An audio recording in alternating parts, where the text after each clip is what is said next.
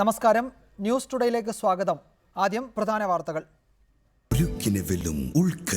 Malabar TMT 500D steel bars.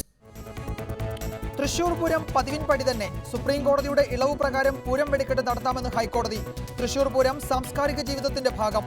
ആനയെഴുന്നള്ളിപ്പിന് നിയന്ത്രണം ഏർപ്പെടുത്തിയ ഉത്തരവ് പിൻവലിച്ചു.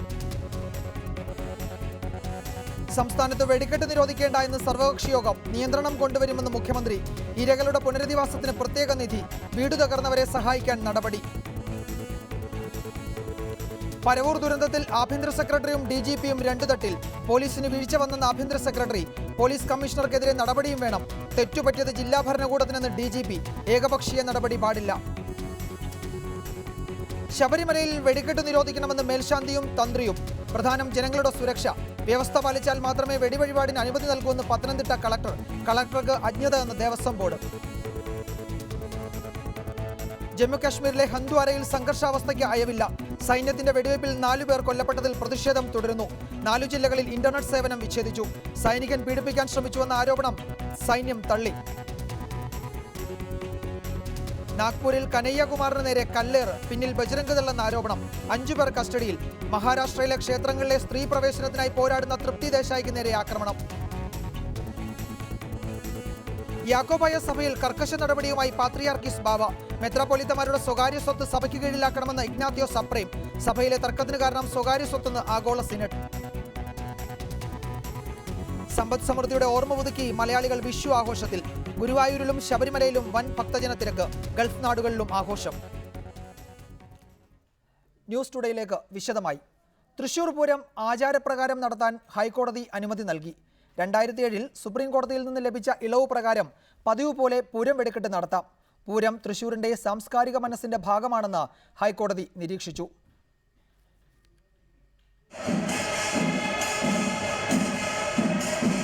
പൂരം തൃശൂരിന്റെ സാമൂഹ്യ ജീവിതത്തിന്റെ ഭാഗമാണെന്ന് ഹൈക്കോടതി വ്യക്തമാക്കി. ഇടക്കാല ഉത്തരവിലൂടെ രാത്രി വെടിക്കെട്ട് നിരോധിച്ചുവെങ്കിലും അതിൽ പുതുതായി ഒന്നും ഉണ്ടായിരുന്നില്ല. നിലവിലുള്ള നിയമം പാലിക്കാനാണ് നിർദ്ദേശിച്ചത്. എന്നാൽ 2007 തന്നെ സുപ്രീം കോടതി പൂരത്തിന് ഇളവ് നൽകിയിരുന്നു. ഈ സാഹചര്യത്തിൽ പൂരം വെടിക്കെട്ട് നടത്താമെന്ന് ഡിവിഷൻ ബെഞ്ച് പറഞ്ഞു. 2007 സുപ്രീം കോടതി വിധിക്ക് വിധേയമായിട്ടാണ് പൂരം വെടിക്കെട്ട് നടത്തേണ്ടത്. ശബ്ദ നിയന്ത്രണം ഉറപ്പുവരുത്തണം. നിരോധിക്കപ്പെട്ട സ്ഫോടക വസ്തുക്കൾ ഉപയോഗിക്കാൻ പാടില്ല. ക്ഷേത്രത്തിനോ പരിസരങ്ങളിലെ വസ്തുക്കൾക്കോ നാശനഷ്ടം സംഭവിക്കാതെ നോക്കണമെന്നും ഹൈക്കോടതി നിർദ്ദേശിച്ചു. കർശന സുരക്ഷാ ക്രമീകരണങ്ങൾ ഒരുക്കുമെന്ന് അഡ്വക്കേറ്റ് ജനറൽ കോടതിക്ക് ഉറപ്പ് നൽകി. പൂരം അതിന്റെ ആചാരപ്പൊലിമ നഷ്ടപ്പെടാതെ നടത്താൻ അനുവദിക്കണമെന്ന് സർക്കാരും കോടതിയിൽ ആവശ്യപ്പെട്ടിരുന്നു. എന്നാൽ ആന പരിപാലന ചട്ടം നടപ്പാക്കുന്നതുമായി ബന്ധപ്പെട്ട് ഇന്നലെ പുറത്തു വന്ന സർക്കുലർ സംസ്ഥാന സർക്കാർ കോടതിയിൽ തള്ളി. സർക്കുലറിലെ നിർദ്ദേശങ്ങളോട് യോജിപ്പില്ലെന്ന് AG കോടതിയെ അറിയിച്ചു. ഈ വിഷയത്തിൽ ഇടപെടാൻ ഹൈക്കോടതി വിസമ്മതിക്കുകയും ചെയ്തു. അതേസമയം പരവൂരിലെ വെടിക്കെട്ട് ദുരന്തം സംബന്ധിച്ച അന്വേഷണം ക്രൈംബ്രാഞ്ചിന് തുടരാമെന്ന് ഹൈക്കോടതി വ്യക്തമാക്കിയിട്ടുണ്ട്. എന്നാൽ അന്വേഷണം കോടതിയുടെ മേൽനോട്ടത്തിലായിരിക്കും. മെയ് 18 അന്വേഷണ പുരോഗതി റിപ്പോർട്ട് ഹാജരാക്കണം. ഈ ഘട്ടത്തിൽ CBIക്ക് കേസ് കൈമാറേണ്ടതില്ല എന്നായിരുന്നു സംസ്ഥാന സർക്കാരിന്റെ നിലപാട്. ഇത് അംഗീകരിച്ചുകൊണ്ടാണ് ക്രൈംബ്രാഞ്ച് അന്വേഷണം തുടരാൻ ഹൈക്കോടതി അനുമതി നൽകിയത്. ജസ്റ്റിസുമാരായ തോട്ടത്തിൽ B രാധാകൃഷ്ണൻ, അനൂഷ് ശിവരാമൻ എന്നിവരടങ്ങിയ ഡിവിഷൻ ബെഞ്ചിന്റേതാണ് ഇടക്കാല ഉത്തരവ്. റിപ്പോർട്ടർ, കൊച്ചി. ഈ വിഷയത്തിൽ പരിസ്ഥിതി പ്രവർത്തകൻ CR നീലകണ്ഠൻ, BJP നേതാവ് TG മോഹൻദാസ്, കോൺഗ്രസ് നേതാവ് പ്രതാപവർമ്മ തമ്പാൻ, ദേവസ്വം ഭാരവാഹി ശശിധരൻ എന്നിവരാണ് വിവിധ സ്റ്റുഡിയോകളിലും ടെലിഫോൺ ലൈനിലും ഉള്ളത്. ആദ്യം ശ്രീ CR നീലകണ്ഠൻ, നിങ്ങളൊക്കെ ഇക്കാര്യത്തിൽ ചില ആശങ്കകൾ ചൂണ്ടിക്കാട്ടിയിരുന്നുവല്ലോ. ദേവസ്വം ഭാരവാഹികൾ ചൂണ്ടിക്കാട്ടുന്ന ആശങ്കയല്ല, ആനകളുടെ പരിപാലനവുമായി ബന്ധപ്പെട്ട ആശങ്ക, വെടിക്കെട്ട് നടത്തുന്നതിലെ സുരക്ഷ സംബന്ധിച്ച ആശങ്ക, അതിൻ്റെ പാരിസ്ഥിതിക പ്രശ്നങ്ങൾ അടക്കം ചൂണ്ടിക്കാട്ടി ചില ആശങ്കകൾ കഴിഞ്ഞ ദിവസങ്ങൾ നിങ്ങളൊക്കെ ഉന്നയിച്ചിരുന്നുവല്ലോ. ആ ആശങ്കകൾ ശരിയാവണ്ണം പരിഹരിക്കുകയോ അതിനെ അഭിസംബോധന ചെയ്യുന്ന തരത്തിലോ ആണോ ഹൈക്കോടതിയുടെ ഇന്ന് വന്ന ഉത്തരവിനെ കാണുന്നത്?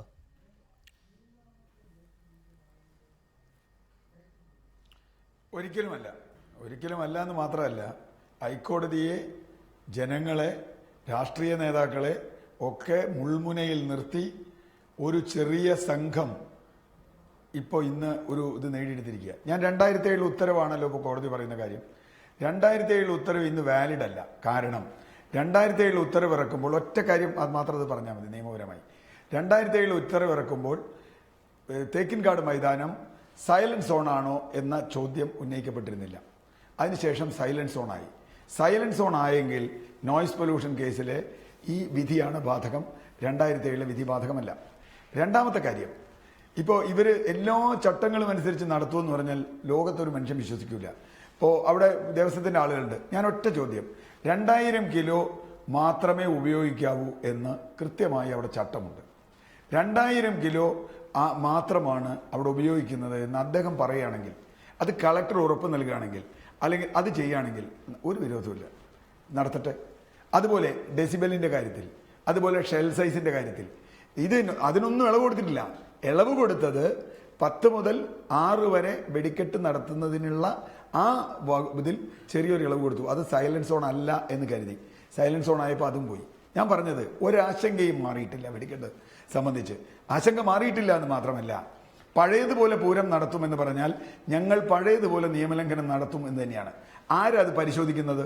ഇത് തന്നെയാണ് പരവൂരം ഉണ്ടായത്. ആരും പരിശോധിക്കാനില്ല. അവിടെയും ഈ നിയമം ബാധക, ഈ നിയമങ്ങളൊക്കെ ബാധക.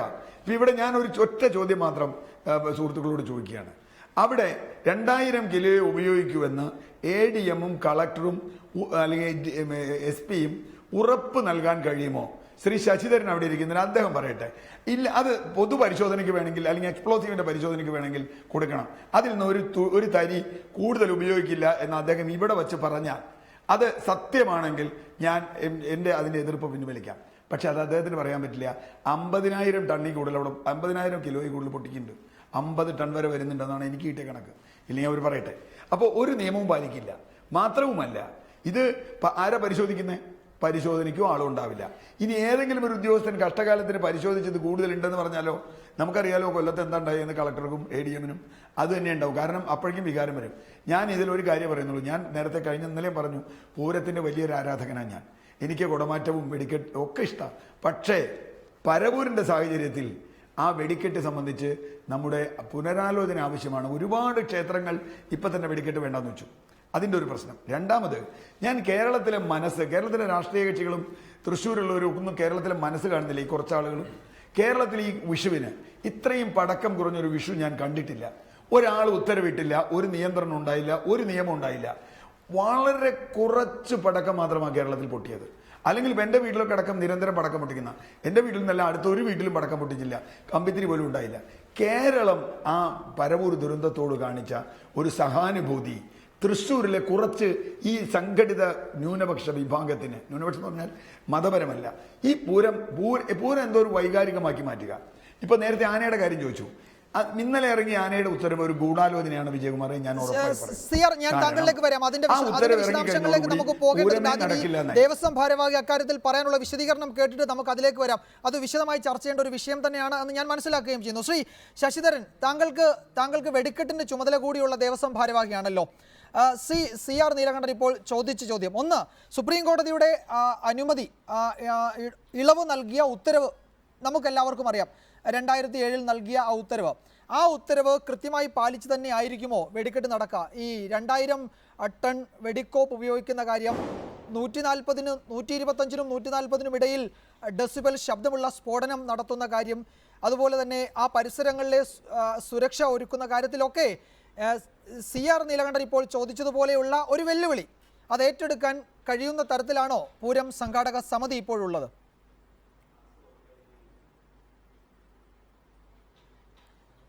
തീർച്ചയായും ഞങ്ങൾ മുൻപും പറഞ്ഞിരുന്നു, ഞങ്ങൾ നിയമത്തിനനുസൃതമായി തന്നെയാണ് അവിടെ വെടിക്കെട്ട് നടത്തുന്നത്. CR നീലകണ്ഠൻ സാറിനെ മാറിയുള്ള ആൾക്കാർ ഇതിനൊന്നും ഒരു താല്പര്യം കാണിക്കാതെ ഈ ചാനലിൽ വന്നിരുന്ന് എല്ലാ കാര്യത്തിനും വിമർശിക്കുക. ഞാൻ ഈ നീലകണ്ഠൻ സാറിന്റെ എല്ലാ പ്രോഗ്രാമും കാണാറുള്ള ഒരാളാണ്. പക്ഷേ ഒരു കാര്യത്തിനെ പോലും അദ്ദേഹം ചാനലിൽ വന്നിരുന്ന് അത് അനുകൂലിക്കുന്നതോ അല്ലെങ്കിൽ അത് നടപ്പാക്കാൻ ശ്രമിക്കുന്നതോ ഞാൻ കണ്ടിട്ടില്ല. ഇപ്പൊ കോടതി വിധിയെ തന്നെ നീലകണ്ഠൻ സാർ ഇവിടെ ധിക്കരിക്കുന്ന തരത്തിലുള്ള സംസാരം നടക്കുന്നത്. കോടതി വിധി ഉണ്ടാവും. ഇന്നലെ ചർച്ച ചെയ്തപ്പോൾ പറഞ്ഞത് നാളെ കോടതി വിധി വരികയാണ്. ആ കോടതി വിധി വരുമ്പോഴാണ് അതിന്റെ കാര്യങ്ങൾ അറിയാം എന്ന് പറഞ്ഞ ആള് ഇന്നിപ്പോ കോടതി വിധിയെ തന്നെ 2007 സുപ്രീം കോടതി തന്ന എക്സെപ്ഷൻ വെച്ചിട്ടാണ് തൃശ്ശൂർ പൂരത്തിന് വെടിക്കെട്ട് നടത്താൻ അനുമതി തന്നിട്ടുള്ളത്. ഇപ്പൊ പറയുന്നത് കോടതിക്ക് അറിയില്ല, അവിടെ സൈലന്റ് സോൺ ആണ്, മറ്റേതാണ്. അപ്പൊ ഇതേമാതിരി ഇവിടെ തൃശ്ശൂർ പൂരത്തിനെ അട്ടിമറിക്കാൻ വേണ്ടി പല NGOകളും ഇതിന് പിന്നിലുണ്ട്. ഇതേമാതിരി മാധ്യമങ്ങളിൽ വന്ന് വളരെ എന്താ പറയാ ആൾക്കാരെ തെറ്റിദ്ധരിപ്പിക്കുക. ഇപ്പൊ തൃശ്ശൂർ പൂരത്തിന് വരുന്ന ആൾക്കാർക്ക് ആശങ്ക ഉണ്ടാവുന്ന വിധത്തിലാണ് ഇപ്പൊ നീലകണ്ഠൻ സാർ സംസാരിക്കുന്നത്. പൂരം ഗവൺമെന്റിന്റെ ഭാഗമാണെന്നും സമൂഹത്തിന്റെ ഭാഗമാണെന്നും ഇന്ന് മുഖ്യമന്ത്രി പറഞ്ഞിരിക്കുകയാണ്.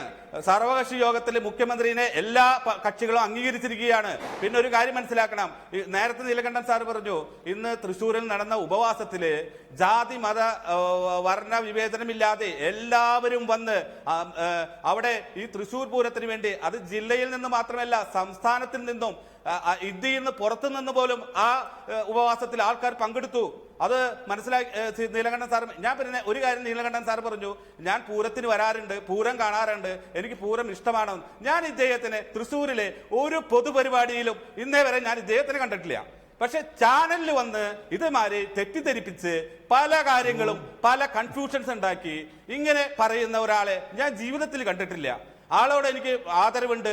ഞാൻ എല്ലാവരും, പൂരം ഒരു പൊതുവികാരമാണ്, സമൂഹത്തിന്റെ ഭാഗമാണെന്ന് മുഖ്യമന്ത്രി പറഞ്ഞിരിക്കുന്നു. പിന്നെ ഇപ്രാവശ്യം 3000 പോലീസുകാരെയാണ് തൃശ്ശൂർ വിന്യസിച്ചിട്ടുണ്ട്, ദ്രുത കർമ്മസേനയെ വിന്യസിച്ചിരിക്കുന്നു.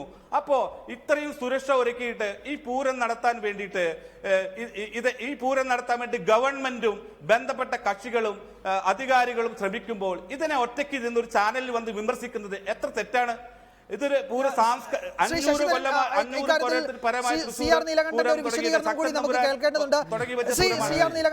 ശശിധരൻ സൂചിപ്പിച്ചതിൽ പൂരത്തിനെതിരെ ഗൂഢാലോചന നടക്കുന്ന ചില NGOകളുണ്ട്. അവരുടെ പ്രതിനിധികൾ മാധ്യമങ്ങളിലൊക്കെ വന്ന് ചർച്ച നടത്തുകയാണ്.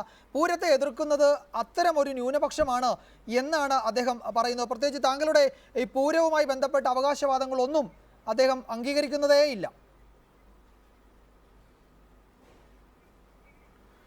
അദ്ദേഹം ജനിക്കുന്നതിന് മുമ്പ് എനിക്ക് അദ്ദേഹത്തിന്റെ പ്രായം അറിയില്ല. ഞാൻ എവിടെ ജനിച്ചെന്നോ ഞാൻ ഏത് സാമൂഹ്യ പ്രവർത്തനം നടത്തിയിട്ടുണ്ടെന്നോ എനിക്ക് തൃശ്ശൂർ ഞാൻ ആരായിരുന്നോ അദ്ദേഹത്തിന് അറിയില്ല. അത് അദ്ദേഹത്തിന്റെ കുറ്റമല്ല, അദ്ദേഹത്തിന് അത്രയും സാമൂഹ്യ പ്രവർത്തന പരിചയം ഉണ്ടാവുള്ളൂ. ഞാൻ തൃശ്ശൂര് വളരെ കൃത്യമായി തൃശ്ശൂർ ജനിച്ച് വളർന്ന് പഠിച്ച് 1990 വരെ തൃശ്ശൂർ ജീവിച്ച ആളാണ്. അദ്ദേഹത്തിന് അറിയില്ലെങ്കിൽ അദ്ദേഹം വേറെ പണി നോക്കണം. ഞാൻ അദ്ദേഹത്തിനെതിരെ വ്യക്തിപരമായ ഒരു ആരോപണം ഉന്നയിക്കുന്നില്ല. NGO ഒന്നും. ഈ പൂരം നടത്തുന്നവർക്ക് സാമ്പത്തിക താല്പര്യമുണ്ടെന്നുള്ളത് ലോകത്തിൽ രഹസ്യമായൊരു കാര്യമൊന്നുമല്ല. ഇതിൽ സാമ്പത്തിക താല്പര്യങ്ങളുണ്ട് എന്ന് ഞാൻ ഇപ്പോൾ അദ്ദേഹത്തിന് ആരോപിക്കുന്നില്ല. കാരണം അതുകൊണ്ട് അതവിടെ നിൽക്കട്ടെ. ചോദ്യം അതല്ല, ഞാൻ NGO ആണോ BGO ആണോ എന്നൊന്നുമല്ല, ഞാനിതൊന്നുമല്ല. ഞാൻ എല്ലാത്തിനും എതിർക്കുന്ന ആളാണോ എന്നൊന്നും ഞാനിപ്പോൾ പറയുന്നില്ല.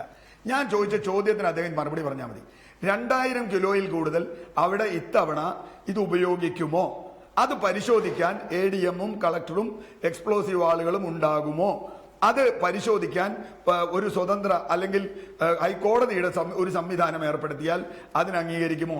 ഞാൻ അദ്ദേഹത്തോട് ചോദിച്ച ചോദ്യം, 2000 കിലോയിൽ കൂടുതൽ പടക്കം പൊട്ടിക്കില്ല, അവിടെ ഉപയോഗിക്കില്ല എങ്കിൽ എനിക്കൊരു വിരോധമില്ല. അതേ അവർക്ക് റൈറ്റ് ഉള്ളൂ. അതാണ് ചോദ്യം. ഇതാണ് നിയമം പാലിക്കുക എന്ന് പറഞ്ഞാൽ വെറുതെ പറഞ്ഞാൽ പോരാ. ഞാൻ പറയുന്നു, സൈലന്റ് സോണായി തൃശ്ശൂർ തേക്കിൻകാട് പ്രഖ്യാപിച്ചിട്ടില്ലേ? ഇതാണ് ചോദ്യം. CR നീലകണ്ഠൻ ആരോട്ടെ, എനിക്ക് ശശിധരനെ അറിയില്ല, അദ്ദേഹത്തിന് എന്നെ അറിയണ്ടാവില്ല, അത് പോട്ടെ. പ്രശ്നം അതാണ്. 2000 കിലോയിൽ കൂടുതൽ ഉപയോഗിക്കുമോ? സൈലന്റ് സോണായി പ്രഖ്യാപിച്ചിട്ടുണ്ടോ? 125 ഡെസിബിളിൽ കൂടുതൽ അവിടെ ഉണ്ടാകുമോ? അതുപോലെ അവിടുത്തെ ഷെല്ലിന്റെ സൈസ് 24 mm ആണ്. പരിശോധനയ്ക്ക് തയ്യാറുണ്ടോ? ഞാൻ വെല്ലുവിളിക്കുന്നു. നിയമം നിങ്ങൾ പാലിക്കുമെന്നല്ലേ പറഞ്ഞേ? ഇതിനൊന്നും സുപ്രീം കോടതി ഇളവ് കൊടുത്തിട്ടില്ല. 2007 സമയത്തിന് മാത്രമാണ് ഇളവ്. അതും ഞാൻ നേരത്തെ പറഞ്ഞതുപോലെ സൈലന്റ് മാത്രമല്ല. ഇപ്പൊ ഞാൻ ഇതിന്റെ കാര്യം പറഞ്ഞു, തൃശ്ശൂർ പൂരം എനിക്ക് താല്പര്യമുണ്ടെന്ന് അദ്ദേഹത്തെ ബോധ്യപ്പെടുത്തുന്ന കാര്യമൊന്നും എനിക്കില്ല. പക്ഷേ തൃശ്ശൂർ പൂരത്തിൽ വെടിക്കെട്ട് മാത്രമല്ല ശശിധരനുള്ളത്, വേറെ ഒരുപാട് കാര്യങ്ങളുണ്ട്. അതിനോടൊന്നും വിരോധമില്ല. മാത്രമല്ല, ഇതിനു മുമ്പുള്ള ഒരു അവസ്ഥയല്ല ഇന്നുള്ളത്. ഇനി അവിടെ ഒരു അപകടം സംഭവിക്കില്ല എന്ന് ശശിധരൻ ഉറപ്പ് തന്നാൽ നാട്ടുകാർക്ക് പോരാ. അതിന്റെ ഉറപ്പ് ഇപ്പൊ മുഖ്യമന്ത്രി നൽകുമെന്ന് പറഞ്ഞു. പരവൂര് ഒരുപാട് പേര് നൽകി. നാട്ടുകാരുടെ കോടിക്കണക്കിന് രൂപ പോയി. അവിടുത്തെ പാവം 400 കുടുംബങ്ങൾ നരകത്തിലായി. ഈ പറഞ്ഞ വാശിക്കാർ അവിടെയും വാശിയുണ്ട്. പരവൂരും സംസ്കാരമാണ്, പരവൂരും വാശിക്കാരുണ്ട്. ഇനി നാളെ പാവറട്ടി വരും, അല്ലെങ്കിൽ ഉത്രാളിക്കാവ് വരും, എല്ലാ സ്ഥലത്തും വാശിക്കാരുണ്ട്.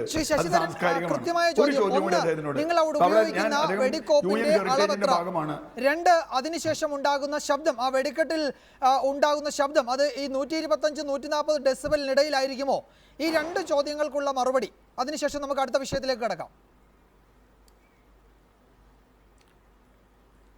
അല്ല, ഇതൊക്കെ പരിശോധിക്കാനും ഇത് നടപ്പാക്കാനുമാണ് ഗവൺമെന്റ് ഇന്ന് കോടതിയിൽ കൊടുത്തിട്ടുള്ളത്.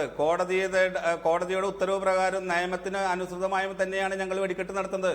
അതിൽ യാതൊരു ആശങ്കയും വേണ്ട. പിന്നെ നീലകണ്ഠൻ സാറ് ഇങ്ങനെ ഈ വെടിക്കെട്ടിന്റെ കാര്യത്തിൽ ഇപ്പൊ വീണ്ടും പറഞ്ഞുകൊണ്ടിരിക്കുന്നത്, നീലകണ്ഠൻ സാറ് ഈ ഗുരുവായൂർ പുഴക്കൽ തൊട്ട് ഗുരുവായൂർ ദേശീയപാതയിൽ എത്ര അപകടങ്ങൾ നടക്കുന്നുണ്ട്, എത്ര പേര് മരിക്കുന്നുണ്ട്, എന്താ നീലകണ്ഠൻ സാർ അത് വൺ വേ ആക്കാൻ പറയാത്തത്? അല്ലെങ്കിൽ അവിടെ എന്താ ബസ് ആക്സിഡന്റ് ഉണ്ടാവുന്നത്? ഇതിലൊന്നും നീലകണ്ഠൻ സാറിനല്ല. ഈ പൂരം വരുമ്പോ ഇതേമാതിരിയുള്ള ആൾക്കാർ വന്നിട്ട് പൂരത്തിനെ ഇല്ലാതാക്കാനോ അല്ലെങ്കിൽ മറ്റുള്ള രീതിയിൽ അല്ലല്ല, ഇത് പറയണത് നിങ്ങൾ കേൾക്കണം. പരവൂർ അപകടം എന്താ ഉണ്ടായത്? കൊല്ലത്ത് എന്താ അപകടം ഉണ്ടായത്? അവിടെ സുരക്ഷാ വീഴ്ചയുടെ ഭാഗമായിട്ട് അവിടെ ഉണ്ടായത്. തൃശ്ശൂർ പൂരത്തിന് 1978 ശേഷം തൃശ്ശൂർ പൂരത്തിന് എല്ലാ സുരക്ഷാ ക്രമീകരണങ്ങളും പാലിച്ചുകൊണ്ടാണ് വെടിക്കെട്ട് നടത്തുന്നത്. അതുകൊണ്ടാണ് ഇന്ന് കോടതി അതിനനുകൂലമായ വിധി തന്നത്. ഗവൺമെന്റ് തൃശ്ശൂർ പൂരത്തിന് അനുകൂലമായി നിന്നത് എല്ലാ കക്ഷി നേതാക്കന്മാരും തൃശ്ശൂർ പൂരത്തിനൊപ്പം നിന്നത്.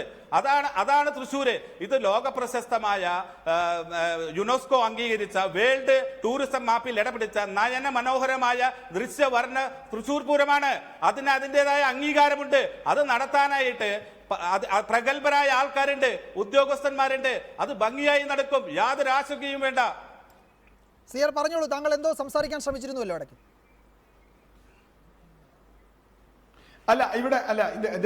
അദ്ദേഹം വീണ്ടും വ്യക്തിപരമായി ആളുകളെ ആക്ഷേപിക്കുകയാണ്. എനിക്ക് മറുപടി പറയാനില്ലാണ്ടല്ല, എൻ്റെ ഒരു ശീലം അതല്ല, വിജയകുമാറിന് അറിയാലോ. അതുകൊണ്ടല്ല പ്രശ്നം, അതല്ല പ്രശ്നം. എൻ്റെ ആശങ്കയല്ല. പരവൂരിൽ ഉണ്ടായതിന്റെ അടിസ്ഥാനത്തിൽ കേരളത്തിലെ ജനങ്ങൾ കാണിച്ച ഒരു മനസ്സുണ്ട്. ആ മനസ്സാണ് ഞാൻ ചോദിക്കുന്നത്. ആവേശമൊക്കെ ഉണ്ട്, ആവേശമൊന്നുമില്ല. പ്രശ്നം അതല്ല. പ്രശ്നം ഇദ്ദേഹം പറഞ്ഞ ഒരു രീതിയിലുമല്ല. പരവൂരുണ്ടായി. ഇവിടെ ഞാൻ ചോദിച്ച ചോദ്യത്തിന് ഇപ്പോഴും അദ്ദേഹം പറഞ്ഞില്ല. 2000 കിലോയിൽ കൂടുതൽ ഉപയോഗിക്കുമോ എന്ന ചോദ്യത്തിന് കൃത്യമായ ഒരു ഉത്തരം. വീണ്ടും നിയമം, പരിശോധന, അതുപോരാ. നിയമവും പരിശോധനയൊക്കെ പരവൂരും ഉണ്ടായിട്ടുണ്ട്. പരവൂരും അവർ ചെയ്തതത്രേ ഉള്ളൂ. അവര് വേണ്ടാന്ന് പറഞ്ഞ ആളുകളെ ഏതോ രാഷ്ട്രീയ നേതാക്കളോ ആരോ ഇടപെട്ട് നിയമപരിശോധന മാറ്റും.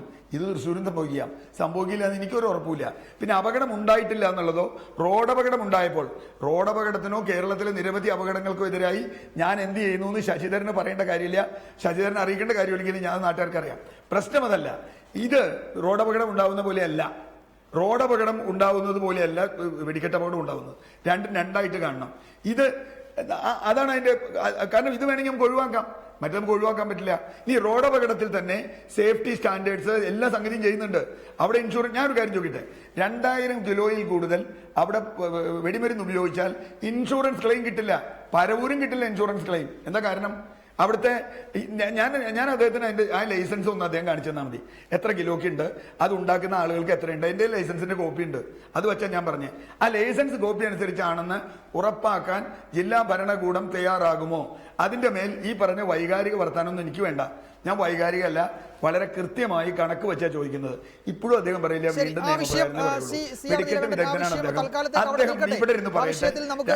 വീണ്ടും നടത്താം. ശ്രീ ടി ജി മോഹൻദാസ്, ഈ വിഷയത്തിൽ കോടതി നടത്തിയ ഇടപെടലിനെ താങ്കൾ എങ്ങനെയാണ് കാണുന്നത്? കഴിഞ്ഞ ദിവസം പരവൂരുമായി ബന്ധപ്പെട്ട കേസിൽ കോടതി ചില ഇടക്കാല ഉത്തരവ് പുറപ്പെടുവിക്കുന്നു. ആ ഉത്തരവ് തൃശ്ശൂർ പൂരത്തെ അടക്കം ബാധിക്കുമെന്ന് പൂരം ഭാരവാഹികൾ, സംഘാടകർ ആശങ്കപ്പെടുന്നു. അതിൽ പ്രക്ഷോഭം നടക്കുന്നു. അതിനിടയിൽ ആന പരിപാലന ചട്ടം നടപ്പാക്കുന്നതുമായി ബന്ധപ്പെട്ട് CCFന്റെ ഒരു സർക്കുലർ കൂടി വരുന്നു. അതോടെ സങ്കീർണമായി, സാഹചര്യം ആകപ്പാടെ സങ്കീർണമായി, വൈകാരികമായ വിഷയത്തെ പൂരപ്രേമികൾ കാണുകയും ചെയ്തു എന്നത് വസ്തുതയാണ്.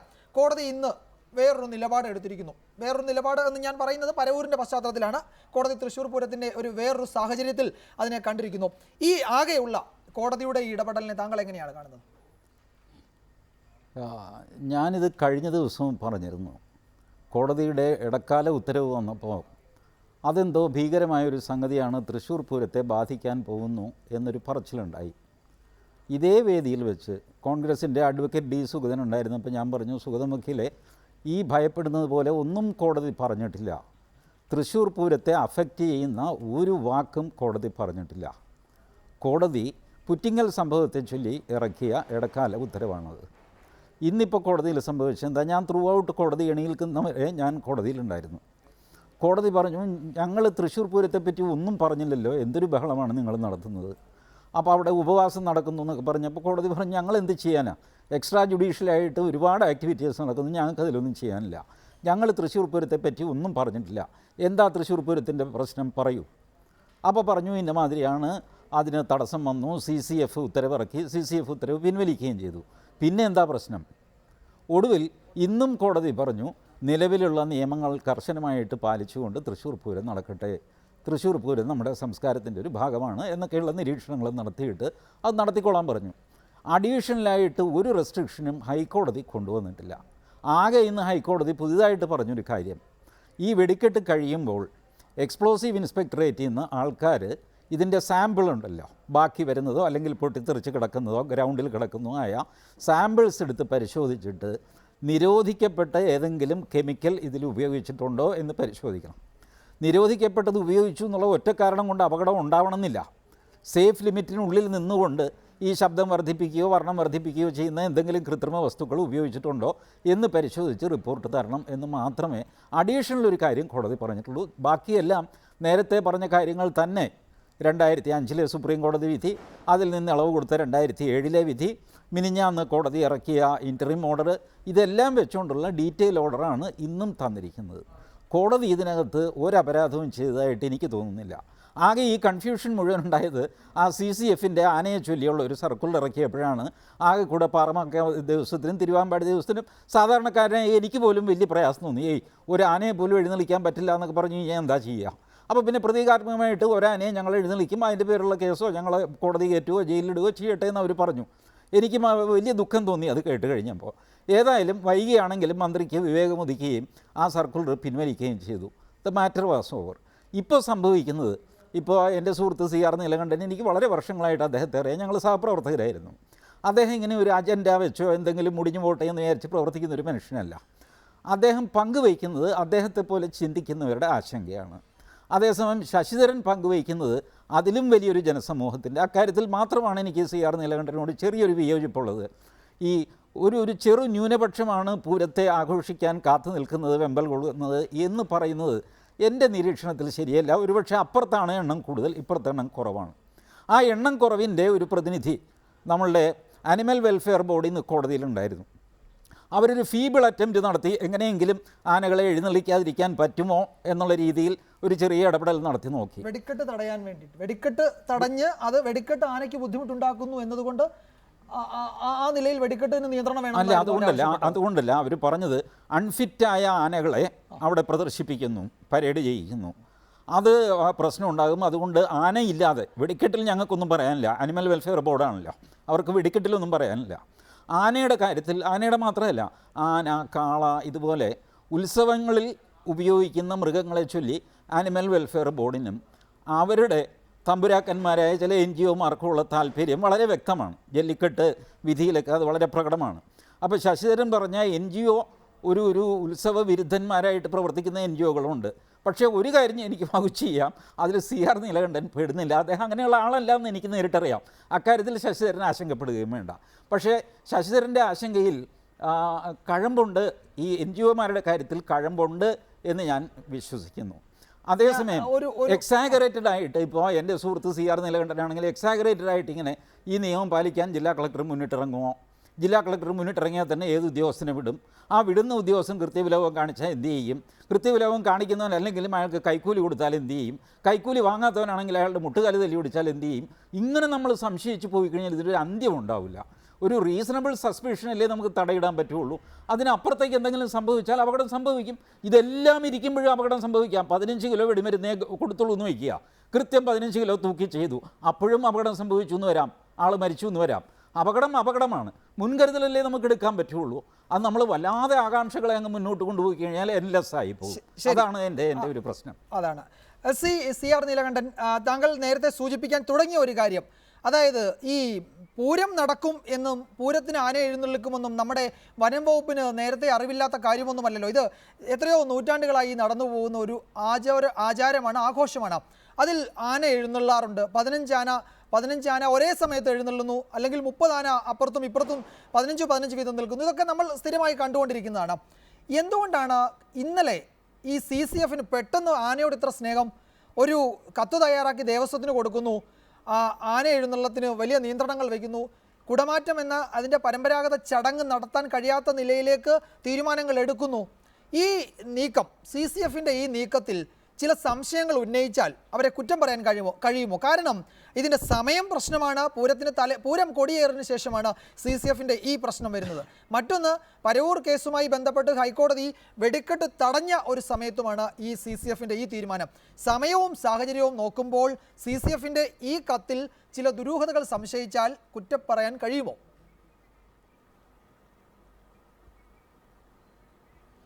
തീർച്ചയായും ഇല്ല. ദുരൂഹതകളല്ല, അതിൽ ഗൂഢാലോചനയുണ്ട് എന്ന് തന്നെ ഞാൻ പറയുന്നു. കാരണം ഇന്നലെ നിങ്ങൾ അതിന്റെ ക്രോണോളജി ഒന്ന് ആലോചിക്കുക.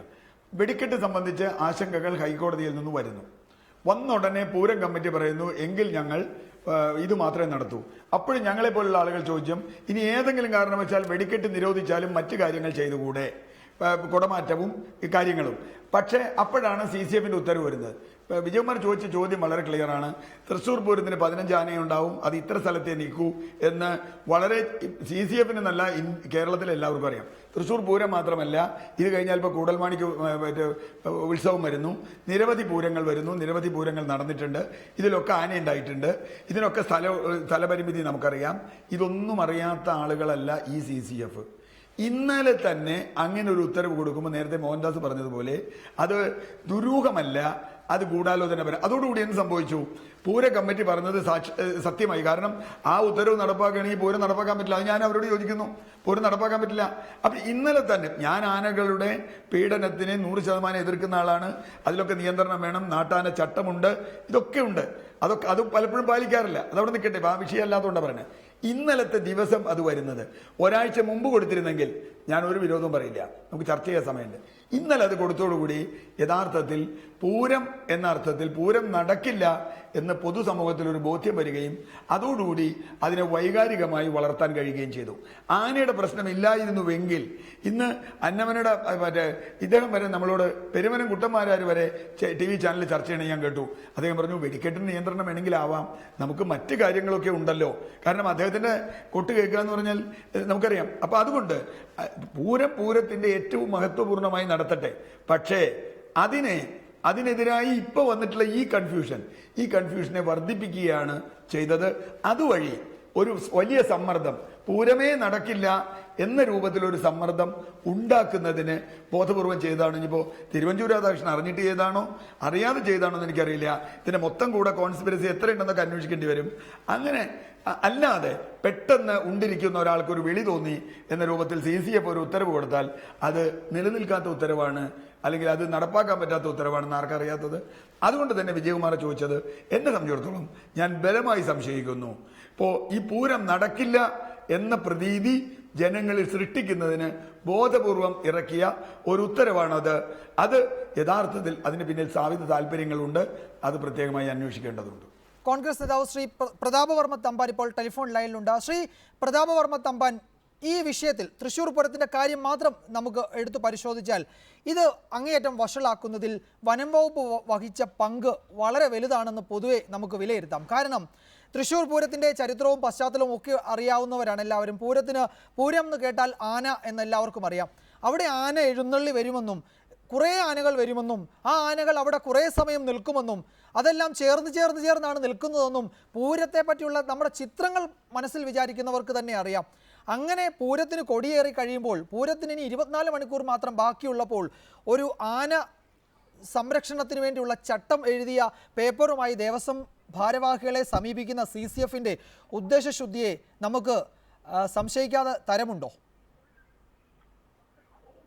തൃശ്ശൂർ പൂരത്തിന് ആനകളെ എഴുന്നള്ളിക്കുന്നതും വർണ്ണാഭമായ കുടമാറ്റവും നടത്തുന്നതും വർണ്ണപ്രപഞ്ചം വിതറിക്കൊണ്ട് ഒടുവിൽ നടത്തുന്ന വെടിക്കെട്ടുമെല്ലാം കേരളത്തിലെ ഏറ്റവും വലിയൊരു സാംസ്കാരിക ഉത്സവമാണ്. അത് ബഹുമാനപ്പെട്ട ഹൈക്കോടതി ഇന്ന് വിധിയിൽ വളരെ വ്യക്തമാക്കി പറയുന്നുണ്ട്.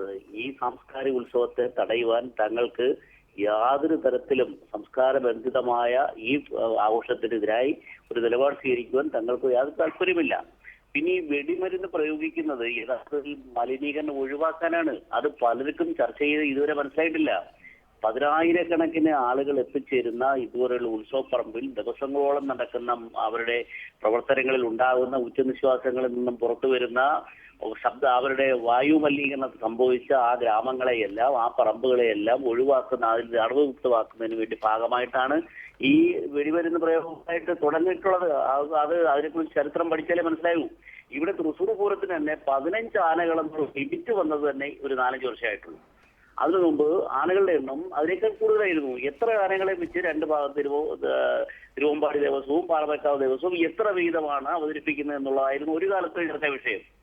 അത് പിന്നീട് ലിമിറ്റ് വന്നാണ് 15 എന്ന് രണ്ട് ഭാഗത്തുമായി ചുരുക്കിയത്.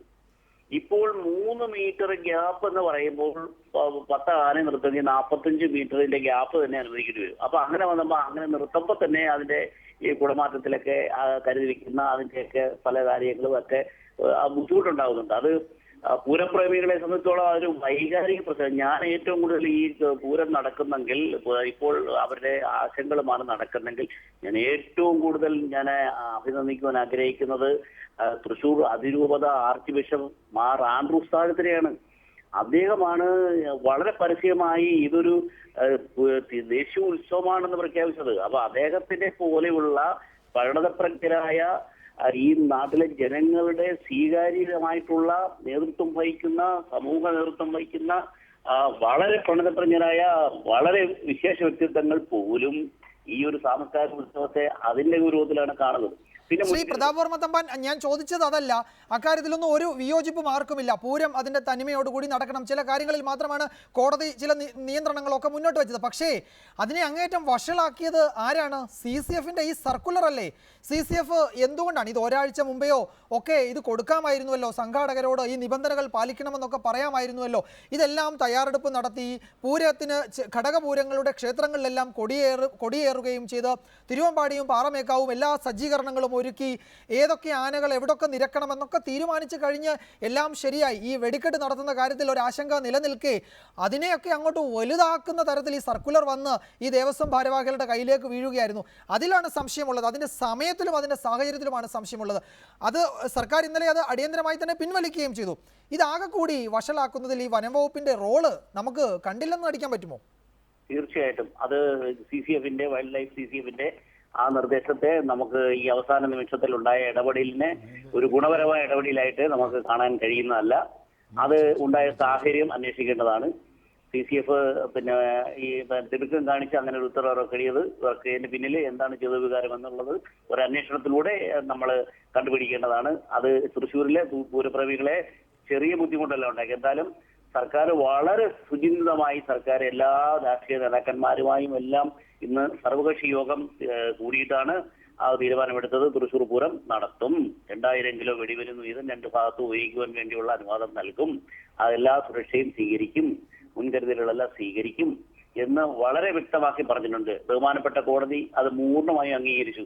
ആ ഒരു കാര്യം പറഞ്ഞത് ഇതിനകത്ത് ഏതെങ്കിലും രാസപദാർത്ഥങ്ങൾ പൊട്ടാസ്യം ക്ലോറൈറ്റ് പോലെയുള്ള എന്തെങ്കിലും നിരോധിത രാസവസ്തുക്കൾ ഇതിനകത്ത് ഉപയോഗിക്കുന്നുണ്ട് എന്ന് കമ്പത്തിന് ശേഷം ആഫ്റ്റർ ദി ഫയർ വാക്ക് അവിടെ നിന്നുമുള്ള പഴയ ഉപയോഗിക്കപ്പെട്ട ഇതിന്റെ ഭാഗങ്ങളും അതുപോലെ അവശേഷിച്ച ആ വെടിമരുന്നിന്റെ ബാക്കി അവശേഷിക്കുന്ന ഭാഗവും പരിശോധിച്ച് കണ്ടെത്തണം എന്ന് മാത്രമാണ് അതിന് ഒരു ചേഞ്ച് കൊടുത്തിട്ടുള്ളത്. അത് നല്ലത് തന്നെയാണ്. അത്തരം നമ്മൾ മാറ്റങ്ങൾ വരണം. ഇപ്പൊ തന്നെ ശ്രീ നീലകണ്ഠൻ പറഞ്ഞതുപോലെ പടക്കം വിഷുവിന് പടക്കം കൊല്ലത്തെങ്ങും പടക്കം പൊട്ടിയില്ല. അങ്ങനെ ഒരു വലിയ ഇത് ഞാൻ കേട്ടില്ല. അത് പരിവർത്തനത്തോടുള്ള ഒരു ആദരവായി അതിലൊരു ലിമിറ്റ് സ്വയം നിയന്ത്രിതരായതാണ്. അത് നമുക്കൊരു നല്ല ഒരു സൂചനയാണ്. അങ്ങനെ ഇത് ജനങ്ങൾ സ്വയം ഏറ്റെടുത്താൽ മാത്രമേ ഇതിന്റെയൊക്കെ തോതും അളവും കുറച്ചു കൊണ്ടുവരാൻ കഴിയാൻ പറ്റൂ. അതിന്റെ പേരിൽ നിന്നും നമ്മൾ ആഘോഷങ്ങളോ ആചാരങ്ങളോ ഒന്നും നിയന്ത്രിക്കാൻ പാടില്ല. അത് മറ്റ് ജനാധിപത്യ രാജ്യമാണ്. കോടതി അതാണ് ഏറ്റവും മുകളിലേക്ക് എടുക്കുന്നത്. കാരണം ജനാധിപത്യം എന്ന് പറഞ്ഞാൽ എന്താണ് അർത്ഥം? ഒരാളെങ്കിലും അധികം പറഞ്ഞാൽ അതിനെ അംഗീകരിക്കുക എന്നുള്ളതാണ്. ആ ജനാധിപത്യം ശരിയാണ്. ശ്രീ പ്രതാപ് വർമ്മ തമ്പാൻ, അക്കാര്യത്തിൽ താങ്കളുടെ വിശദീകരണം ആ നിലയ്ക്ക് തന്നെയാണ് കണക്കിലെടുക്കേണ്ടതും. ശ്രീ TG മോഹൻദാസ്, ഞാൻ പ്രതാപ് വർമ്മ തമ്പാൻ ചൂണ്ടിക്കാട്ടിയ ആശങ്കയല്ല ഞാൻ ഉന്നയിക്കാൻ പോകുന്നത്. എൻ്റെ ആശങ്ക അല്ലെങ്കിൽ പരക്കെ വരുന്ന ആശങ്ക വേറൊന്നാണ്. CCFൻ്റേത് ഒരു ചെറിയ പിഴവ് എന്ന നിലയിൽ അതിനെ കണ്ടാൽ മതിയോ? CCFൻ്റെ ആ സർക്കുലർ ഇറങ്ങുന്നു. അത് മാധ്യമങ്ങളിലൂടെ വാർത്തയാവുന്നു. രാത്രി തന്നെ മുഖ്യമന്ത്രി സംഘാടകരുമായി സംസാരിക്കുന്നു, അത് പുലർച്ചെ അത് റദ്ദാക്കുന്നു, അതിനുശേഷം അന്വേഷണം പ്രഖ്യാപിക്കുന്നു. ഈ വിഷയത്തിലൊക്കെ ഒരു കുളം കലക്കൽ സമീപനം സർക്കാരിൻ്റെ ഭാഗത്തുനിന്നോ വിശിഷ്യ വനം വകുപ്പിൻ്റെ ഭാഗത്തുനിന്നോ ഉണ്ടായിട്ടുണ്ടോ? അതായത് ഈ പൂരം സംഘാടകരുടെ മേൽ ഈ നിലയിൽ ഒരു സമ്മർദ്ദം കൊണ്ടുവന്ന് അവരെ പ്രക്ഷോഭത്തിൻ്റെ പാതയിലേക്ക് കൊണ്ടുവരാൻ.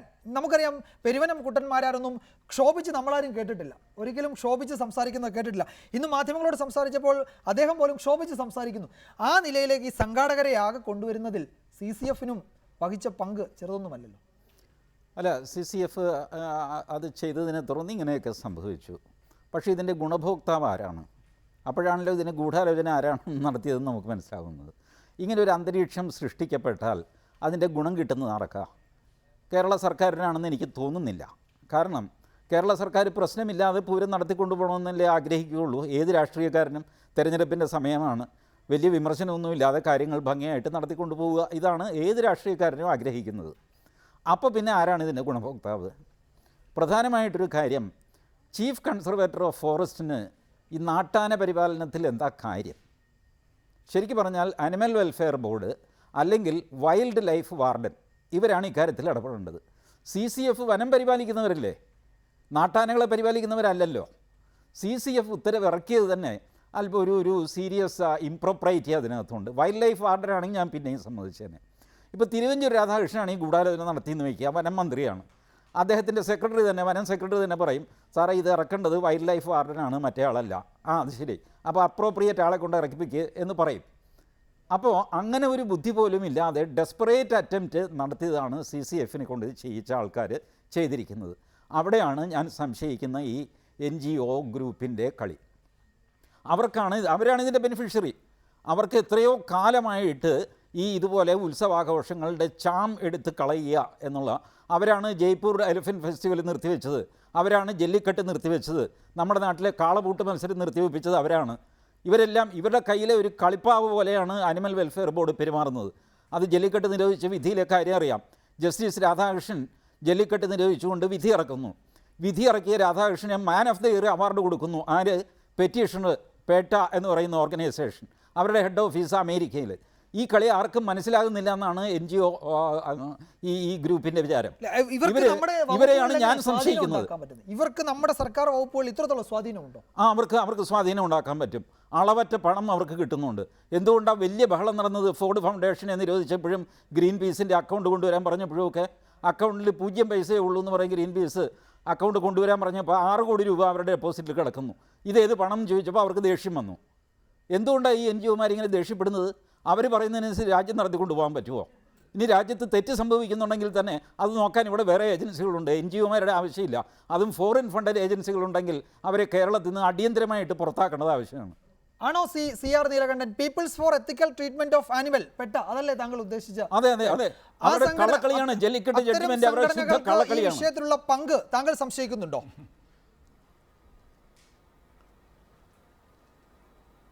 അല്ല, മോഹൻദാസ് ഒരു എക്സ്ട്രീം ആംഗിൾ എന്ന് പറഞ്ഞതാണ്. ഞാൻ അതിനെ അംഗീകരിക്കുന്നില്ല. ഇന്ത്യയിൽ മതസംഘടനകൾക്ക് കിട്ടുന്നുണ്ട് വിദേശ ഫണ്ട്. ഞാൻ വിദേശ ഫണ്ട് വാങ്ങുന്നതിന് 100% എതിരുള്ള ഒരാളാണ്. ഒരു വിദേശ ഫണ്ട് വാങ്ങുന്നതിനെ അനുകൂലിക്കുന്നില്ല. കാരണം ഇവിടെ പ്രവർത്തനം നടത്തണമെങ്കിൽ ഇവിടെ ഫണ്ടുണ്ട്, ഇവിടെ നാട്ടുകാർ തരും, നമുക്കതിലേക്ക് ഫണ്ട് ആവശ്യമില്ല. ഇനി അതല്ല പ്രശ്നം, NGOകളെല്ലാം അങ്ങനെയാണ് എന്നൊക്കെ പറഞ്ഞാൽ വലിയ ബുദ്ധിമുട്ടുണ്ട്. ഈ രാജ്യത്ത് ഇപ്പോഴും പരിസ്ഥിതി സംബന്ധിച്ചും മനുഷ്യാവകാശം സംബന്ധിച്ചും എന്തെങ്കിലും ഒരു പൊതുബോധം സൃഷ്ടിക്കുന്നതിൽ NGOകൾക്കുള്ള പങ്ക് നമുക്ക് തള്ളിക്കളയാൻ പറ്റില്ല. പക്ഷേ അതിൽ തെറ്റായ ആളുകളുണ്ടാവാം.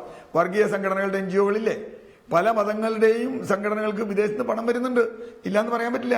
ഞാനത് അവരെ കുറ്റം പറയല്ല, അതൊക്കെ നിരോധിക്കണം, എനിക്കൊരു വിരോധമില്ല. ഇപ്പൊ ഗ്രീൻ പീസിന്റെ കാര്യത്തിൽ ഗ്രീൻ പീസ് ചെയ്തിട്ടുള്ള ഒരുപാട് നല്ല കാര്യങ്ങളുണ്ട്. ഗ്രീൻ പീസ് തെറ്റാ ചെയ്യുന്നെങ്കിൽ, നിയമവിരുദ്ധമായി ചെയ്യുന്നെങ്കിൽ അവർക്ക് ചെയ്യണം. അതിപ്പോ കോടതി തന്നെ ആ ഗ്രീൻ പീസിന്റെ കേസിൽ കോടതി തന്നെ തിരിച്ചു പറഞ്ഞു. ഞാൻ അതിലേക്കൊന്നും പോകുന്നില്ല. പ്രശ്നം ഇത് NGO ആണോ അല്ലയോ എന്നുള്ളതല്ല. ആനകൾക്കെതിരെ വലിയ ദ്രോഹം നടക്കുന്നുണ്ട്. ആന എത്ര പേരെ കൊല്ലുന്നുണ്ട് ഇപ്പോൾ. കാരണം ആനയ്ക്ക് ജീവിക്കാൻ കഴിയുന്ന ഒരു സാഹചര്യം ഇവിടെ ഇല്ല. ഒരു വന്യമൃഗമാണ് ആന, അതിനെ വളർത്തുമൃഗമാക്കാൻ പറ്റില്ല. ഇതൊക്കെ ഞാൻ ആ വിഷയം അല്ലാത്തതുകൊണ്ടാണ്. കേരളം പോലൊരു സ്ഥലത്ത് ഇത്ര തിരക്കിൽ ചൂടിൽ എനിക്ക് മോഹൻദാസിന് പോകാൻ പറ്റില്ല പുറത്ത്, എന്നിട്ട് വേണ്ടേ കാട്ടിൽ ജീവിക്കുന്ന ആനയ്ക്ക്. അപ്പൊ ആനയ്ക്ക് പറ്റാത്തതുണ്ട്, മൃഗങ്ങൾക്ക് പറ്റാത്ത പ്രശ്നങ്ങളുണ്ട്. ആ പ്രശ്നം ചൂണ്ടിക്കാണിക്കേണ്ടതുണ്ട്. അത് സത്യവുമാണ്. അത് രാജ്യത്ത് നിയമങ്ങളുണ്ട്. ആ നിയമങ്ങളും അതിനുണ്ട്. ഞാനത് NGO പറഞ്ഞുകൊണ്ട് വേറെ ആൾ പറഞ്ഞുകൊണ്ടല്ല. പക്ഷെ ഇവിടെ കൃത്യമായിട്ടും ഈ വിഷയത്തിൽ ഇപ്പം ഞാൻ മറ്റു വിഷയങ്ങളിലേക്ക് ഒന്നും പോകുന്നില്ല. ഈ CCFന്റെ വിഷയത്തിൽ ഞാൻ വിചാരിക്കുന്നത് ഇതിൽ ദുരൂഹതയുണ്ട്, ഒരു സംശയം അക്കാര്യത്തിലില്ല. അത് NGO ആണെന്നോ NGOക്ക് താല്പര്യമൊന്നും ഉണ്ടാവില്ല. ഞാൻ വിചാരിക്കുന്നത് ഇതിൽ രാഷ്ട്രീയമായ താല്പര്യങ്ങൾ ഉണ്ടാവാം. അത് ആരുടെ എന്നുള്ളതൊക്കെ നമുക്ക് പിന്നെ ചർച്ച ചെയ്യേണ്ട കാര്യമാണ്. ഇവിടെ ഇരുന്ന് നമുക്ക് അങ്ങോട്ടും ഇങ്ങോട്ടും അർത്ഥവും അതിൻ്റെ കണക്ക് കിട്ടാതെ നമ്മൾ ചർച്ച ചെയ്യുന്നതിൽ കഥയില്ല. പക്ഷേ അത് ആ ടൈമിങ് വളരെ മോശമായി പോയി. എന്തായാലും ആ ടൈമിങ്ങിൽ വന്നാൽ അത് നടക്കാത്ത കാര്യമാണെന്ന് NGO ആണ്. ഞാനാണ് ആ ഉത്തരവിടാൻ പറയുന്നതെങ്കിൽ, ഒരു ആന പ്രേമിയാണെങ്കിൽ പോലും, അല്ലെങ്കിൽ ആനയുടെ സ്നേഹം ഇതുള്ളെങ്കിൽ പോലും ഞാൻ പറയില്ല അങ്ങനെ ഒരു ഉത്തരവിടാൻ. കാരണം അങ്ങനെ ഒരു ഉത്തരവിട്ടാൽ അതിന്റെ വലിയ പ്രത്യാഘാതം ഇവിടെ ഉണ്ടാവും എന്നുള്ളതാണ്. ശ്രീ ശശിധരൻ, ഹൈക്കോടതിയുടെ ഇന്നത്തെ ഉത്തരവിന്റെ ഒരു പശ്ചാത്തലത്തിൽ പൂരം നേരത്തെ തന്നെ തയ്യാറാക്കിയിരിക്കുകയാണല്ലോ, എന്തൊക്കെ കാര്യങ്ങളാണ് പൂരത്തിന് വേണ്ടത് എന്നുള്ളത്. ആ നിലയിൽ തയ്യാറാക്കിയിരിക്കുന്ന പൂരത്തിൻ്റെ പദ്ധതികളിൽ ഏതെങ്കിലും മാറ്റം വരുത്തേണ്ടി വരും. അപ്പോൾ ആനപരിപാലന ചട്ടവുമായി ബന്ധപ്പെട്ട വിവാദത്തിൽ കോടതി ഇടപെട്ടിട്ടേ ഇല്ല, അതിൽ ഇടപെടാനില്ല എന്ന് കോടതി അസന്നിഗ്ധമായി വ്യക്തമാക്കുകയും ചെയ്തിട്ടുണ്ട്. വെടിക്കെട്ടാണ് പിന്നീടുള്ളത്. വെടിക്കെട്ടിലാണ് കോടതി ആദ്യം മുതൽ തന്നെ ചില ചോദ്യങ്ങൾ ഉന്നയിച്ചിട്ടുള്ളത്. ഇന്നത്തെ കോടതിയുടെ 2007 ഉത്തരവ് പാലിക്കണമെന്നുള്ള നിർദ്ദേശത്തോടെ തീർപ്പാക്കിയ പശ്ചാത്തലത്തിൽ നിലവിൽ തയ്യാറാക്കിയ പൂരം പദ്ധതിയുടെ കാര്യത്തിൽ എന്തെങ്കിലും മാറ്റങ്ങൾ വേണ്ടി വരുമോ?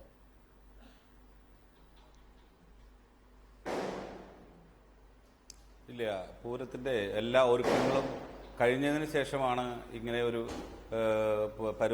പരൂര അപകടത്തിൻ്റെ പശ്ചാത്തലത്തിൽ ഇങ്ങനെ ഒരു ആശങ്കയുണ്ടായിരുന്നത്. അതെല്ലാം ഇപ്പോൾ മാറി. പൂരം പഴയതുപോലെ തന്നെ നമുക്ക് നടത്താൻ പറ്റും. ഒരു ആശങ്കയും വേണ്ട. വളരെ സുരക്ഷിതത്തോടുകൂടി തൃശ്ശൂരത്തെ പൂരപ്രേമികൾക്കും സംസ്ഥാനത്തൊട്ടാകെയുള്ള പൂരപ്രേമികൾക്കും ലോകത്തുള്ള പൂരപ്രേമികൾക്കും പൂരം വന്ന് ആസ്വദിക്കാൻ സാധിക്കുമെന്ന് തന്നെയാണ് ഞങ്ങൾ വിശ്വസിക്കുന്നത്. അത് വളരെ മനോഹരമായി വളരെ സുരക്ഷിതത്തോടുകൂടി ഞങ്ങൾ അത് നടത്തും. യാതൊരു ആശങ്കയും ഇതിൽ വേണ്ട. ശ്രീ TG മോഹൻദാസ്, ഇപ്പോൾ താങ്കൾ പെട്ടെ വിമർശിച്ചുവല്ലോ. അപ്പോൾ ശ്രീആർ നീലകണ്ഠൻ ചൂണ്ടിക്കാട്ടിയതുപോലെ പക്ഷേ അവരുടെ ഇടപെടലുണ്ടോ ഇല്ലയോ എന്നുള്ളത് ഒരു തർക്ക വിഷയം, അവിടെ നിൽക്കട്ടെ. പക്ഷേ അടിസ്ഥാനപരമായ ഒരു പ്രശ്നമുണ്ടല്ലോ. ആനകൾ അമ്പലപ്പറമ്പുകളിലോ ഇത്തരത്തിലുള്ള എഴുന്നള്ളത്തുകൾ കൊണ്ടുപോകുമ്പോഴൊക്കെ ആനകൾ ക്രൂരമായി പീഡിപ്പിക്കപ്പെടുന്നുണ്ട് എന്നതൊരു വസ്തുതയാണല്ലോ. അത് ചോദ്യം ചെയ്യുകയാണ് ഇവിടെ, ഫലത്തിൽ സതുദ്ദേശത്തോടെ ചോദ്യം ചെയ്യുകയാണ് എന്ന മട്ടിലായിരുന്നു ഈ CCFന്റെ ഈ സർക്കുലർ പുറത്തു വന്നത്. അടിസ്ഥാനപരമായി ആനകൾ ഇത്തരം ഉത്സവ പറമ്പുകളിൽ പീഡിപ്പിക്കപ്പെടുന്നുണ്ട് എന്നുള്ളതൊരു വസ്തുത തന്നെയല്ലേ? അതിൽ പെട്ട ഇടപെട്ടു എന്നതുകൊണ്ട് ആ വസ്തുതയല്ലാതാവുന്നില്ലല്ലോ. അല്ല വിജയകുമാർ, അങ്ങനെയല്ല. ആനകൾ ഈ പറയുന്ന പോലെയൊന്നും പീഡിപ്പിക്കപ്പെടുന്നില്ല. ആനകളെ മനുഷ്യൻ കൊണ്ടു നടക്കാൻ തുടങ്ങിയിട്ട് നൂറ്റാണ്ട് എത്രയായി. ഞാനൊരു കാര്യം പറയട്ടെ, CCFന്റെ സർക്കുലറിൽ വേറൊരു കണ്ടീഷൻ ശ്രദ്ധിച്ചിരുന്നു. ആനകളുടെ വയറുകൾ തമ്മിൽ 3 മീറ്റർ അകലം, തലകൾ തമ്മിൽ 4 മീറ്റർ അകലം പാലിക്കണമെന്നാണ്. നടപ്പുള്ള കാര്യമാണ്. ആന എങ്ങനെ ഈ 3 മീറ്റർ 4 മീറ്റർ അളന്നത് സ്വന്തം തല പിടിക്കുന്നത്? ഓല എടുക്കാനായിട്ട് ഒന്ന് തല അങ്ങോട്ട് വെട്ടിച്ചു കഴിഞ്ഞാൽ 4 മീറ്റർ എന്നുള്ളത് 3.25 ഉടനെ ആനയുടെ പേരിൽ കേസെടുക്കുക, അതോ പാപ്പാൻ്റെ പേരിൽ കേസെടുക്കുക. ഇതൊക്കെ എന്തൊരു ഫൂളിഷ്നെസ്സാണ്. CCFന്റെ സർക്കുലർ എഴുതി വെച്ചിരിക്കുക, വയർ തമ്മിൽ 3 മീറ്റർ അകലം. ആന ഒരു കാലിൽ നിന്ന് വെയിറ്റ് മറ്റേ കാലിലേക്ക് കൊടുത്തു കഴിഞ്ഞാൽ വയറൊന്ന് അങ്ങോട്ട് പോകും. അപ്പോഴത്തേക്ക് അത് 2.5 മീറ്ററോ 2 മീറ്ററോ ആയിട്ട് ചുരുങ്ങും. ഇതൊക്കെ ഭ്രാന്താണ് കേട്ടോ, ശുദ്ധ ഭ്രാന്താണ് ഇതെല്ലാം. ഇങ്ങനെയൊന്നുമല്ല സംഭവിക്കുന്നത്. ആനകളെയെല്ലാം സാമാന്യം ഭേദപ്പെട്ട രീതിയിൽ തന്നെ കേരളത്തിൽ പരിപാലിക്കുന്നുണ്ട്. എല്ലാ വസ്തുക്കളും അനാവശ്യമായിട്ടങ്ങ് പർവ്വതീകരിക്കുന്നൊരു സ്വഭാവമുണ്ട് നമുക്ക്. പ്രത്യേകിച്ചും അത് ഒരു ഹിന്ദു ക്ഷേത്ര ഉത്സവവുമായിട്ട് ബന്ധപ്പെട്ടതാണെങ്കിൽ പറയുകയും വേണ്ട. അതിലൊക്കെ കുഴപ്പമാണ്, തട്ടിപ്പാണ്, കച്ചവടമാണ്, അങ്ങനെയാണ് ഇങ്ങനെയാണെന്നൊക്കെ പറഞ്ഞിട്ട് ഇനി കച്ചവടത്തിൽ എന്താ തെറ്റെന്ന് എനിക്ക് മനസ്സിലാകുന്നില്ല. കച്ചവടം ചെയ്ത് ജീവിക്കേണ്ടേ മനുഷ്യന്? കരിമരുന്ന് വ്യാപാരികൾ, നെറ്റിപ്പട്ടം ഉണ്ടാക്കുന്നവർ, കുടയുണ്ടാക്കുന്നവർ, അലുക്കുണ്ടാക്കുന്നവർ, ചായക്കട നടത്തുന്നവർ, ഇവരൊക്കെ ചേർന്നതാണ് പൂരം. നമ്പർ 2, ആനകളെ പരിപാലിക്കേണ്ടതാണ്. അതിലെന്തെങ്കിലും തെറ്റുകുറ്റങ്ങളുണ്ടെങ്കിൽ മാറ്റേണ്ടതാണ്. പക്ഷേ ഞാൻ അറിഞ്ഞിടത്തോളം ഇപ്പോൾ ഒരു റീസെൻ്റ് എക്സാമ്പിൾ ഞാൻ പറയാം. എല്ലാവർക്കും അറിയാവുന്നതായിരിക്കും അവർ. പക്ഷേ തിരുവനന്തപുരത്തിനടുത്ത് ഒരു സ്ഥലത്ത് ഒരു മുസ്ലിം ചെറുപ്പക്കാരനെ വേറെ ഒരു മുസ്ലിം ചെറുപ്പക്കാർ കൂടി തല്ലി. അയാൾ മരിച്ചും പോയി. കാര്യം എന്തായിരുന്നു? അമ്പലത്തിൽ എഴുന്നള്ളത്തിന് കൊണ്ടുവന്ന ആനയെ ചൊല്ലിയാണ് തർക്കം.